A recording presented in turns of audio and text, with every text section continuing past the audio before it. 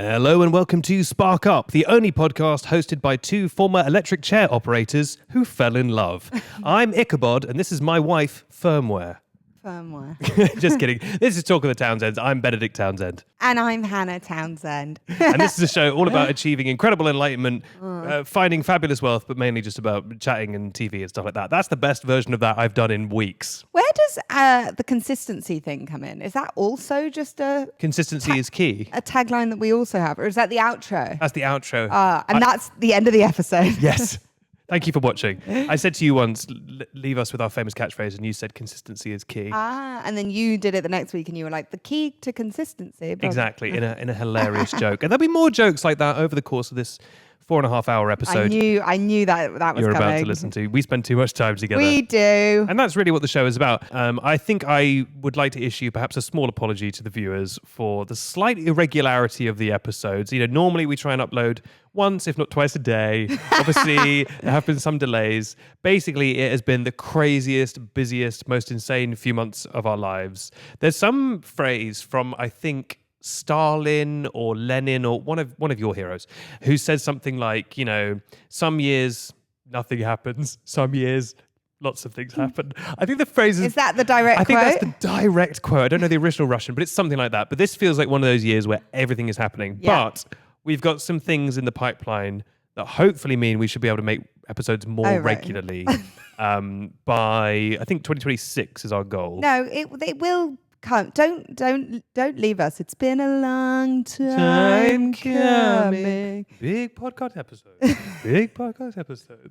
We're going to make up for all the episodes we missed, and there's going to be a 4-hour. Pod now. The tortured podcast department. Very good. Thank you. But it has been a long time. Lossless. It has been a long time coming. This is my favorite form of content that we make, or that I make.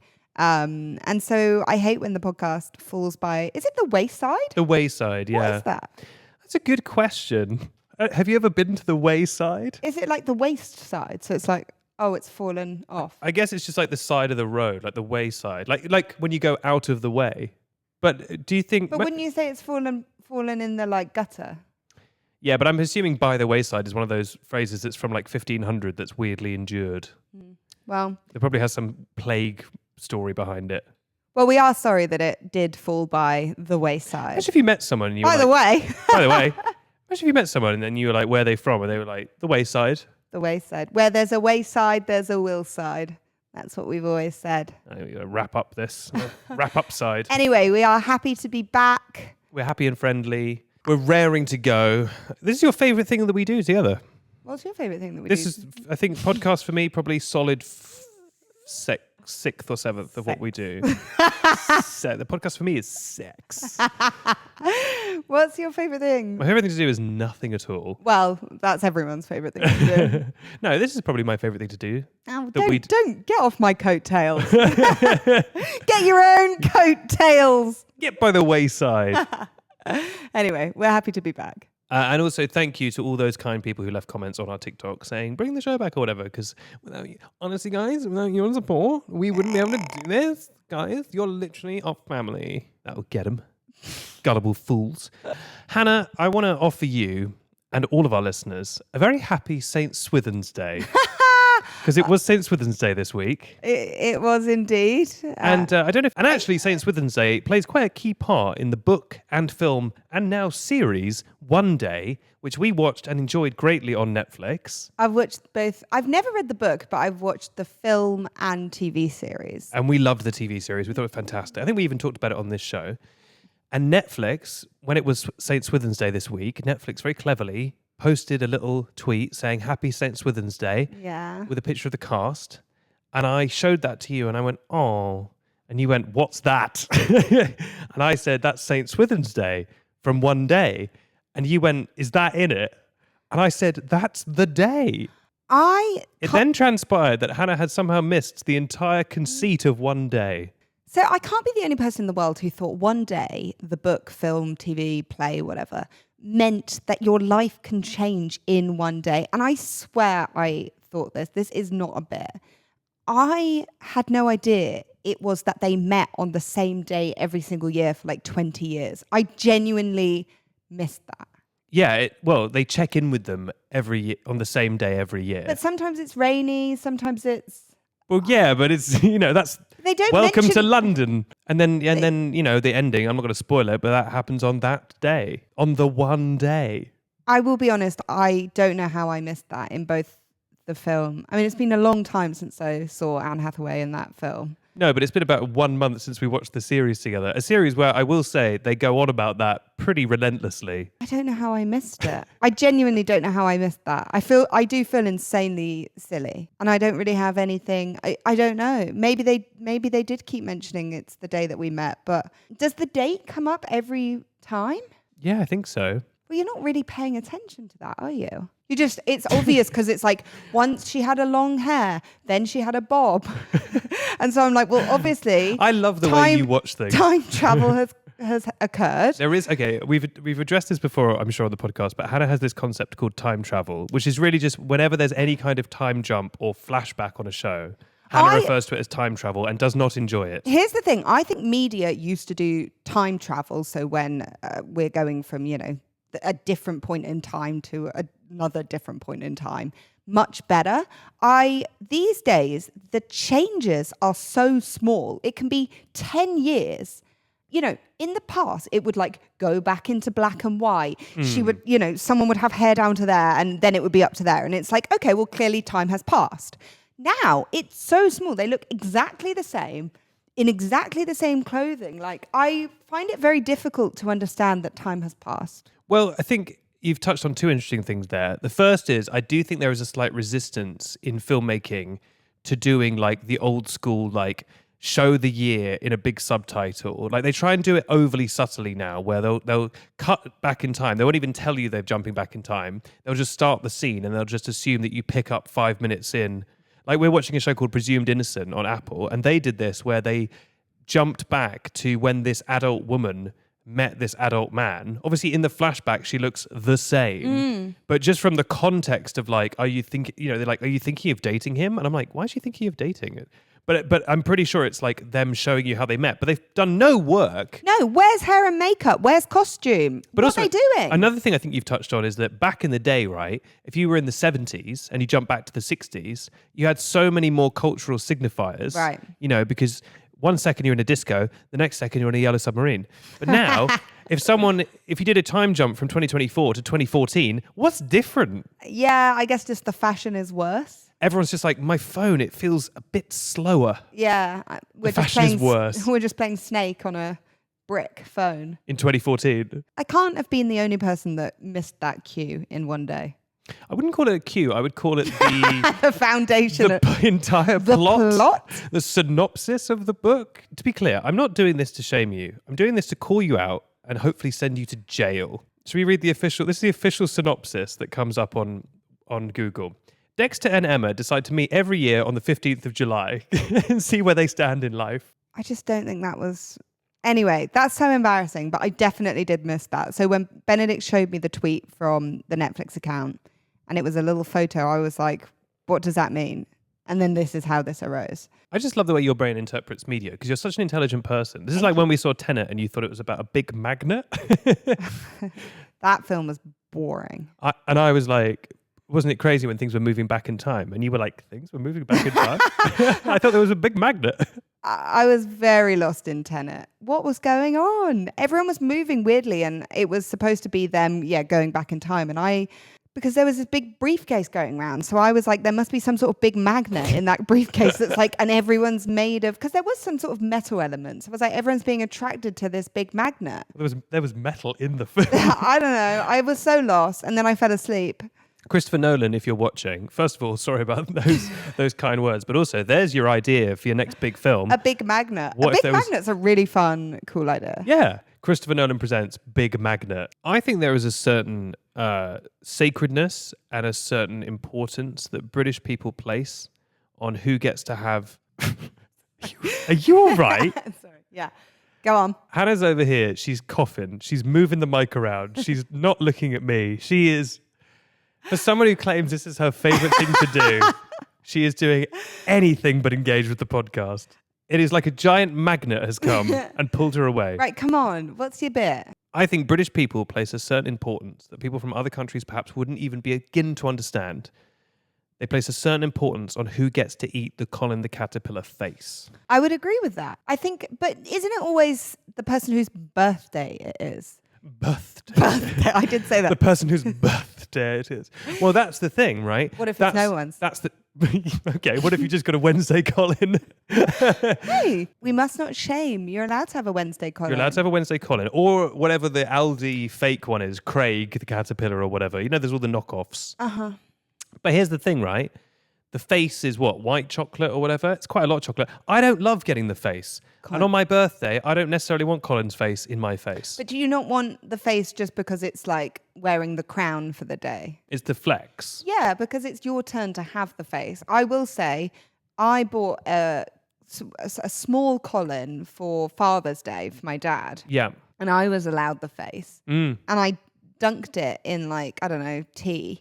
And I ate the whole thing and I felt so sick. Yeah, this is why I don't like the face. Because I had the face and a big slice of cake. Yeah. And it was too much. And I remember being younger and I used to hate those people who are like, it's far too sweet for me. Oh, it's just too sugary. I'm like, grow up. Just eat the sugar. Like, it's the best thing about life. Well, no, if anything, it's grow down. No. And be a child. But honestly, I used to just think that was such a like, oh, I'm so small, I couldn't possibly face. I literally said this to you the other day, and I know that this is loaded because I said to you, that's too sweet for me. And you rolled your eyes. I'm being attacked right now. What was it? It was probably something like white chocolatey or something. You just make no sense because you can eat a whole tub of ice cream, but then there'll be like the smallest little macaroon and you're like, far too much sugar. I couldn't have that. And I'm just like, be consistent. But it's this thing with like, whenever I was younger and people used to be like, it's just too sugary, I'd be like, oh, we're just all so small. We can't have the sugar. But now I'm kind of becoming one of those people who I'm like, I'm my own worst nightmare. Yeah, you've become hosier. It's too sweet for you. It depends with me because, you know, drinking the cherry wine. If it's something like healthy, like Dr. Pepper, right? I can drink like 5 or 6 Dr. Peppers in a row because that's basically medicine. Let's be honest. It does such good for your soul. It's made by a doctor, Dr. Pepper. Exactly. So that's the kind of sweetness I can take. But honestly, you give me like 3 white chocolate buttons or something. And I'm like, chocolate. Good heavens. White chocolate is the one. It's the deadliest one. White chocolate is sugary. I'm so old. Yeah, you are old. Not You're like old. me. I'm young and cool. I couldn't eat the... Well, I'll tell you what. Here's proof that you're young. Can you still eat a whole Cadbury's cream egg and be at peace with that? Yes. Can you still do that? Yes. I can't do that. It like hurts me. That annoys me about you. To my dying day, I would be able to eat a Cadbury's cream egg. And I could eat multiple. I went through when I lived with my friends, we used to eat, honestly, about 6 a week. I've never seen anything like it. We would just, and we'd buy them in the big egg cartons like we were all eating eggs. And we would just, Yeah, watching you and your little gang just popping whole cream eggs in the mouth. Not even chewing, swallowing them like a snake. That is one thing that will never be too sugary to me. Whatever the taste is of a cream egg, my taste buds are acclimatized towards it. I've had enough in my time. I love them. Because I always try to eat things in one bite. You do, which really annoys me. Which I think is a very stereotypical, not to be heteronormative, but I think a real boy thing to do is to try and eat things in one bite. Whereas I think a lady thing to do is to try and eat things in multiple bites. Is it trying to like show your masculinity or something? You're like, I could eat this, you know, what are those tarts that we have? Portuguese tarts. I could eat a Portuguese tart in one bite, and also like I could eat a Portuguese tart in one bite, and also like I don't know, make a cave or something. I don't understand. Make a cave. I just don't understand why you do it. We spend $4.50 on one Portuguese tart, and I'm like, what a lovely little treat, and you're like, oh, and you're almost like, and then you're like, oh. Maybe you're spending $4.50 on tarts. You are. I don't think it was $4.50, was it? They're always expensive. They are it's supposed to be expensive. like a treat to be savoured, and you swallowing it in one. Well, there's 2 things that drive me. One, I want to eat it. So I want to eat it as fast as possible. Two would be But fine. 2, the greatest thing that overrides everything else in my life is that I hate being sticky. And if I eat it in 2, I'm left with half a tart that might make me, I'll say it, a little sticky. You're right. The masculine thing to do is definitely to eat it in one big bite. You, speaking of 450, you found a new contender for most expensive coffee in London the other day. I was by Harvey Nichols, so I guess it's like Knightsbridge. Likely place to find the most expensive coffee, to be fair. And I was desperate, gagging, chomping at the bit for a coffee. Glad you said for a coffee. I started speaking and I wasn't sure where it was going. But I was like one of those where I think it was like 3 p.m, no coffee, needed that straight in the veins. Millennial vibes. And I'm walking past this shop that also there was no, that I just could not find a coffee place. I walk past this place now. It is like a fancy dessert place. So I was a little bit skeptical. I had to go through one of those turnstile doors. Okay. Which makes it feel harder to leave. I honestly think there might be a psychological thing that if you're making a shop, make it with one of those doors, because once you've gone to the effort of walking all the way around, it feels embarrassing to then be like, I hate it here and go all the way back. Is that why that's why fancy shops have them, because you can lock them. So if someone tries to steal like a bag or whatever, you can press the button and stop it spinning. And then But you could just lock a normal door. They lock too. Can you lock a door remotely though in the same way? Yeah. Because you can trap them inside. Our house door locks. And that's not one of those. Does it really? I could have saved so many stolen... No, but you can trap them inside the spinny door like a little prison. Anyway, I was in a gym kit looking a little bit run down, and there was then like a concierge person at a little thing, and I was like, can I have a takeaway coffee? Do you do that? And she said, yes, just go to the bar and order. So I thought, great. I get there and there's a price list and it says latte, £8. Insane. And I like a little oat milk, so I was worried that would be an extra £15. Or was that just the straightforward latte? I didn't see a thing because I just thought, oh my goodness. And so I'm just stood opposite this person. I'm like, I cannot spend £8 on one coffee to go. And I didn't see a line that said alternative milks, but I was just so like, oh goodness, because I feel like it's quite quite confronting to go all the way in and be like, I don't want a coffee and then leave. Yeah. But I did do just that. I said, oh, he was like, what can I get you? And I was the only person there. And I was like, I was going to get a coffee, but I don't think I will. And then I just Did was you like, say that? Good for I you. was like, oh, but I don't think I said it. I said I was kind. I was polite. He would have given me 5 stars on Uber. I was polite. I was like, oh, I was going to get a coffee, but I don't really think I will. I'm okay. And he was like, okay. You should have then said I had to go back past the concierge, back down the stairs and back out the thing. And I was like, that was so weird, like a little play performance that I just went in there, said I don't want a coffee and left. You should have acted like a millionaire or something and been like, I think you could have been a bit fancier with it. You could have gone, I was thinking of getting a coffee, but I think I might get the shits from it. My little tummy. What if I get the runs? I'll go back to my Bentley. Well, I didn't do that. £8 though. We were at a coffee place recently and they had a sign that said, we don't charge extra for alternate milks or decaf. Love that. And for about a second, I was like, that's great. And then I was like, damn straight you shouldn't. Why would you... Well, first of all... Oat milk is more expensive. But why would decaf cost more? Decaf should cost less. I know. There's less caf. But is it that you have to... It's like how non-alcoholic drinks now just cost the same. Is it with coffee, though, it's extra steps to make it decaf. So it comes caf, and to make it decaf, they have to take caffeine out. So it's actually might be more expensive. I don't think they make decaffeinated coffee by making a regular coffee and then like scooping all the coffee out. They've got the coffee machine and then the de-coffee machine. No, I mean the beans. Maybe the beans are more expensive because you grind coffee beans that have caffeine in them, and then they have to do an extra process to take the caffeine part out. Hence them being more expensive. Is that how they make decaf? I don't know. I don't know I'm either. clearly not a person who knows much about it. I thought it was like synthetic in some way or whatever. Well, I don't know. To me, decaf should cost less. You're getting less bang for your buck. You're getting no bang. You're getting no bang. So the other day, this guy on the street stopped me and he asked me for directions. It was one of those moments where I did think for a split second, am I going to be mugged? Yes. Because I know that thing where they get you in a vulnerable state, so your phone is out and then it's gone, right? Peak London brain, that. Yeah, it was for a split second, and then I thought, oh, he's quite smiley. I think I'll be okay. So no one who looks kind could commit a crime. So he was quite smiley, and he said, Not wearing a stripy shirt. He hasn't got a mask on. no swag bag. No swag bag. So anyway, he was like, hi, I'm really sorry. My phone's died. I'm looking for a street. Is there any chance you could type it in and just let me know? So I say the split second, and then I think, should be fine.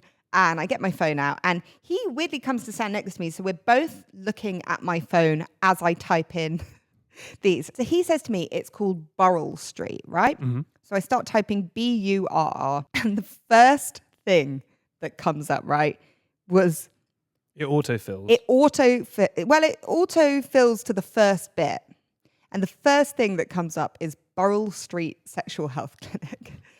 And nothing, I've got the screenshot here of what came up. There's not just a Burrell Street on its own. It's just Burrell Street Sexual Health Clinic. So that's not even the name of the street. Like the place itself is named that. I think so. So I don't think Burrell Street existed. Sure. So we're both looking at my phone, and I'm like, oh, is it this one? And he was like, bear in mind, it's Saturday morning at about 10 a.m. He was like, yes, that's it. And we were like laughing so much. He was like, I was trying to be all coy and just say Burrell Street. He was like, it'll be a good story to tell your friends. And I was like, oh, you'll hear about it on my podcast. And he laughed. Little did he know. Little did he know. And then Burrell Street was actually, we were both going that way. And I was like... Because you needed a checkup. Of course. I was like, very important to get checked. And we both laughed, and it tickled me. In a moment like that, all you can do is laugh. Yeah, 100%. That's such a funny, he was probably having an interesting morning. Yeah. And for him, that was like, why not just one more twist? 100%. That's what it felt like. Possibly had been out all night, given it was 10 a.m. and the phone was dead. Bit of a one-night stand situation or something. Something was going on there. But we did swap numbers. No, but it really, really made me laugh. Well, I hope he's doing well wherever he is. He's probably at Burrell Street. I love that when you try and do something sneakily and it actually just makes a bigger thing of it. Yes, yeah. Like... We've all been there. So I was in York recently, which is where we went to university. It's where we met. Mm-hmm. I was there for a stag do, and we went to multiple different venues.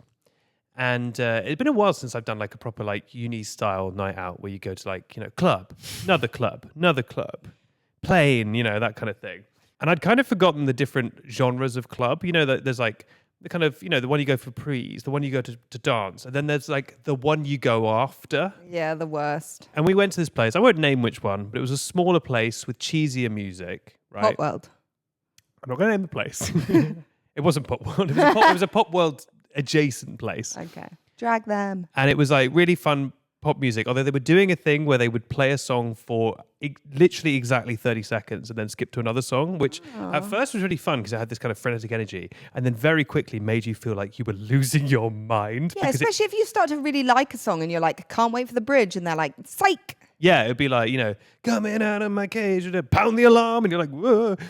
Anyway, we walk in, it's not a huge club. It's not a particularly well ventilated club. We go on the dance floor, right, which is not big. Yeah. I mean, the air, Hannah. Apparently, this was the club people just come at the end of the night to just fart. And I don't want to be disgusting, but we have, sometimes we talk about this on the show. We talk about phantom poos. A wall. I walked in, the air was so thick just around the dance floor, because I guess it was at the point of the night where everyone's been drinking all night, everyone's a bit sloshed, they're at the last club, and everyone's just completely lost control of their inhibitions. I've never gone to a club and just farted. Neither have I, to be clear. And I was not taking the opportunity to join in, although I could have got away with it scot-free.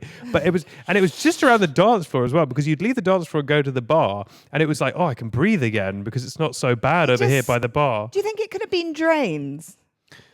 No. It was man-made. And it wasn't, and you think, well, was it just one? Because we were at the pub the other day watching the Euros, and there was one person putting up a real effort on their own. Absolutely stank. Unbelievably stank. If I did something like that because we were at the pub, we were watching the Euros, and someone... It was so busy, obviously. It just stank. And if that had happened, because we were all like, oh, what is that? That's disgusting. It stank. But if that was me, I would feel I would go bright red, like you would know it was me. And that's why I wouldn't do it. But someone's just sitting there like, yeah, I wonder who did that. But to be clear, this wasn't, it happens. We're all human or whatever, right? What happened in that pub was not like a little toot. It was like has someone died in here or something. It was disgusting. We were packed like sardines as well. We were. And that was wafting in just as England was losing the game. It wasn't a great experience. But yeah, if there's one club in, I'll take the calls off air, but there's one club in York. If you want to go and just rip arse.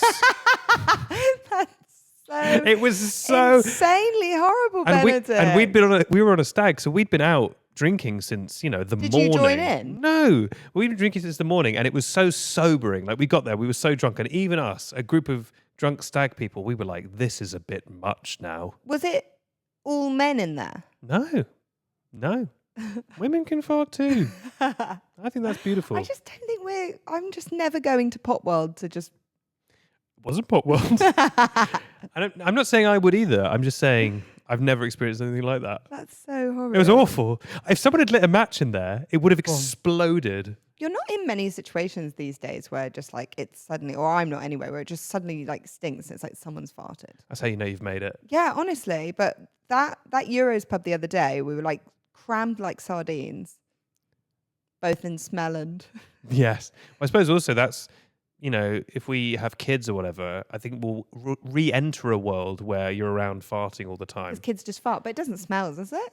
I don't know. But also, like, because your kids, other people's kids, schools, birthday parties, all places where it could be farting. We don't spend that much time around kids. Are kids just running... As we shouldn't. Are kids just running around farting? I'm pretty sure that's I know they like pick their nose. Sometimes on the bus, I'm like... Ugh.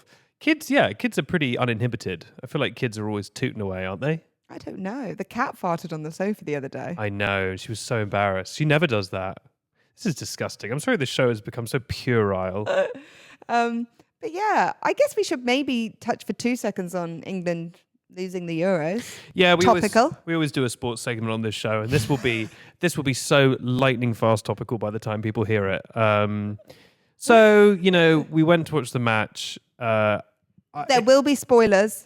There will be spoilers. I will say, look, neither of us are hardcore football people, but we get really into like the Euros, the World Cup. Like, we enjoy national football. Yeah.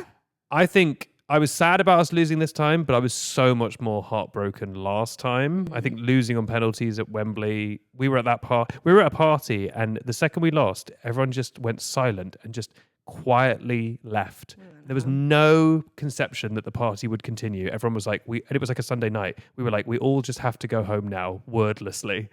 And this was also sad, but not quite as sad. But when we got that one goal... it was fun. Happiest moment of my life. The one goal, celebrating, singing It's Coming Home. That was amazing. Honestly, they were the better team. I still wanted us to win, but I do think that they were a better team. Yeah, they were a fair adversary. Obviously, if they were cheating, obviously. The problem is that just like we never get anything. Not to be a little kid, but like we just wanted to win one massive international tournament. Yeah, is that too much to ask? Like England, we never win. Do you know what I mean? It's like, those kids that like go to drama school and they're always like a subpart, and they're like, it's just never me. I'm never, I'm always the bridesmaid. I'm never the bride. It's that's true. how I feel. Like, let us just win one massive tournament. It means so much more to us. Like, yes. Spain have won lots of times. They also won the tennis. They didn't need this. We needed this. And it would have been so good under a Labour government. Yeah. That they got in and then we won it. I know. It's like when Italy won. That's nothing to them. That's Tuesday to them. That trophy wouldn't even make their like mantelpiece. No. It's like they've got too many. England, we've got a little dusty space there. Obviously, we'd have the women's trophy and there. The under-21s won last year as well. They beat Spain as well. Okay, and we'd have that. But then also we would have the men's. Yeah. And that would be great. And there was talk of a public holiday. I think if the male Lionesses could get a win too, it would be really sweet. It would be fun. I love to watch England win at anything. I was so excited to have a little party. I love a party. You love a party. I was in that pub. It was quite a sunny day. We were with friends. I was just so excited to have a nice time instead of a disappointing time. And on that note, it's been so wonderful speaking to you. But before we go, I want to say one thing, which is that I'd like to introduce something, which is I want to introduce a little listener questions element to the show.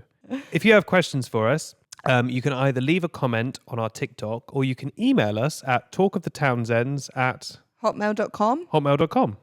I'm pretty sure. Yeah. If it doesn't deliver. Should we double check? Is it that? No, I'm pretty sure that's what it is.